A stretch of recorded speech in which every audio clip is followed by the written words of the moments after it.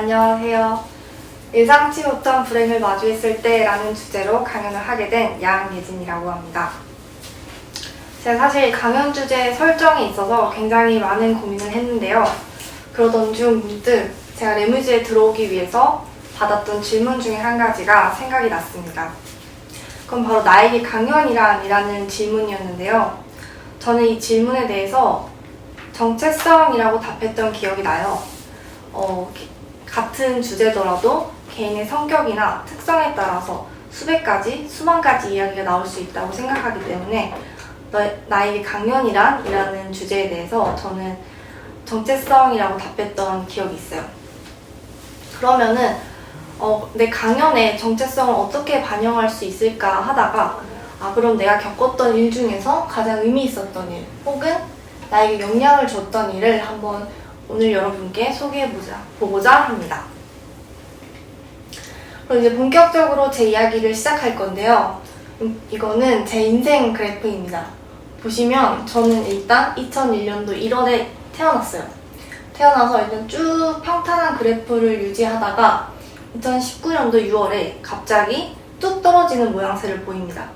그러고 나서 다시 올라가는 모양새를 볼 수가 있는데, 그럼 제가 오늘 할 이야기는 이렇게 19년도 6월에 왜 이렇게까지 뚝 떨어지게 되었고, 그리고 현대는 어떻게 다시 올라가고 있는지에 대해서 여러분들께 이야기를 해보고자 합니다. 그래서 그럼 19년도 6월에 도대체 무슨 일이 있었냐 하면은, 전 19년도 6월에 척수종양이라는 질병을 진단받게 돼요. 척수종양이 뭐냐 하면은 말 그대로 척수에 종양이 생긴 거예요. 근데 척수가 우리 몸에서 어떤 기능을 수행하고 있냐면은 운동신경과 감각 기능을 담당하고 있어요. 그렇기 때문에 이 부분이 손상이 되면은 여러분들이 흔히 아시는 마비 상태가 되는 거예요. 근데 저는 아무래도 이런 척수에 종양이 있는 거다 보니까 아무래도 좀 위험한 상황이었나 봐요. 그래서 의사 선생님께서 말을 하시길 이거는 무조건 수술을 해야 한다. 무조건 수술을 해야 하는데 수술을 할 경우 하반신 마비가 될 확률이 30%다 라는 말씀을 해주셨어요. 근데 저는 어차피 수술을 해야 하는 상황이었고 그래서 수술을 하게 됩니다. 근데 수술을 했는데 상황이 생각보다 너무 안 좋은 거예요. 저는 하반신 마비라고만 하면은 그냥 못 걷거나 이런 것만 생각을 했는데, 못 걷는 걸 떠나서 혼자서 할 수 있는 게 거의 하나부터 10가지가 다 사라져요. 예를 들어서 일단 걷지를 못하니까 집 앞에 나간다거나 아니면 산책을 간다거나 혼자서 어디를 간다거나 이런 것도 하나도 못하고, 그렇다 보니까 혼자 집에 있는 화장실조차도 못 가게 되는 거예요.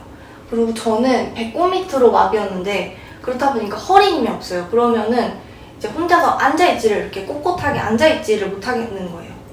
그런 상태가 계속 되다 보니까 상당히 우울하더라고요. 그러면서 동시에 드는 생각이 내가 인생을 어떻게 살아가야 되지? 라는 질문에 대해서 굉장히 많이 고민을 했어요. 나는 언젠가 복학도 할 거고 언젠가 취업도 하게 될 거고 그러면서 사회생활도 하게 될 건데 이렇게 아무것도 못하는 상태인데 어떻게 인생을 살아가야 하지? 라는 질문에 대해서 정말 깊게 그리고 정말 오랫동안 고민을 하게 되었던 것 같아요. 근데 이렇게 깊게 오랫동안 고민을 했는데도 불구하고 사실 뾰족한 답은 찾지를 못했어요. 그래서 그럼 제가 어떻게 했냐? 그냥 아무런 계획을 세우지 않았습니다. 그냥 말 그대로 무계획인 거죠. 내가 나중에 학업을 어떻게 하고 복학을 어떻게 하고 퇴학은 언제 하고 어떤 직장을 갖고 어떤 전공을 하고 이런 거를 다 떠나서 그냥 하루하루를 살아가는데 충실히 살았어요. 그러면서 동시에 제가 할 수 있는 일에 집중을 하기 시작했어요. 제가 앞서 말씀드렸다시피 제가 배꼽 밑으로 마비다 보니까 허리 힘이 없어요. 그래서 그냥 가만히 앉아있는 것부터 시작했어요. 제가 지금은 이렇게 꼿꼿하게 앉아있지만 사실 이것도 정말 눈 떠서 잘 때까지 정말 수백 번, 수천 번을 연습한 결과란 말이에요. 그래서 그냥 제가 할 수 있는 일에 초점을 맞췄습니다. 그래서 오늘은 10분 앉아있기, 그렇다면 내일은 20분 앉아있기, 그렇다면 그 다음날은 30분 앉아있기. 그렇다 보니까 어느 순간 이게 앉아있는 건 되더라고요. 제가 할 수 있는 일에 이렇게 초점을 맞추다 보니까 상황이 긍정적으로 변해가는 게 느껴지더라고요. 갑자기 감각이 조금씩 다리 감각이 돌아오는 게 느껴지고 허벅지가 조금씩 극적인 변화는 아니더라도 움찔움찔 하면서 움직이는 게 느껴진다거나 아니면 무릎이 펴진다거나 이런 변화가 조금씩 내 인생에 오게 되더라고요. 그러면서 이제 처음에는 휠체어로, 그 다음에는 워커로, 그 다음에는 지팡이로, 그 다음에는 그냥 지금 현재 제가 목발을 짚고 있는데 목발까지 오게 되었어요. 근데 정말 신기하더라고요. 왜냐면은 나는 정말 그냥 어떻게 보면은 그냥 극한의 상황에 다다라서 그냥 내가 할 수 있는 거를 했을 뿐인데 뭔가 큰 목표가 점점 이뤄나가져 간다는 게 너무너무 신기했어요. 근데 사실 제가 이렇게 당차게 나는 무계획으로 살았다. 나는 지금까지 그냥 오늘 하루 할 수 있는 거에 맞춰서 인생을 살았다 라고 말씀을 드렸지만 이 생각을 하게 된 계기까지는 이런 생각을 거쳤어요. 나한테 왜 이런 일이 일어났지? 라는 생각이었는데 이거는 저뿐만 아니라 모든 여러분들이 한 번씩은 생각해 보셨을 거라고 생각을 해요. 예를 들어서 제가 일반부를 가다가 새똥에 맞았어요. 근데 분명 제 옆에는 친구도 있었고 그리고 제 앞에도 사람이 있었고 제 뒤에도 사람이 있었단 말이죠. 근데 왜 하필 그 타이밍에 나한테만 이런 일이 일어났을까? 그러니까 이 질문은 여러분들이 어떤 불행을 마주쳤을 때 누구나 한 번씩 해본 질문이라고 생각을 해요. 왜 나한테만 이런 일이 일어날까? 라는 질문을. 저도 이 질문을 굉장히 많이 했는데요. 왜 나한테 이런 일이 일어났지? 라는 생각을 하다 보니까 질문에 대한 대답은 바로 병원 생활을 하면서 그냥 가까스로 체득하게 됐어요. 병원 생활에 있어서 제가 자율병원을 굉장히 많이 다녔는데 자율병원을 다니다 보면 전설처럼 내려오는 이야기가 한 가지 있어요. 바로 사연 없는 사람은 없다라는 말이에요. 제가 10대부터 60대까지 굉장히 다양한 분들을 만났거든요. 근데 그분들을 만나면서 느낀 점은 정말 다칠만 해서 다친 사람은 없다라는 점이에요. 근데 제가 그 중에서도 가장 기억에 남는 분이 계신데 제 앞자리 침대에 계셨거든요. 근데 그 할머니분은 60대 할머니세요.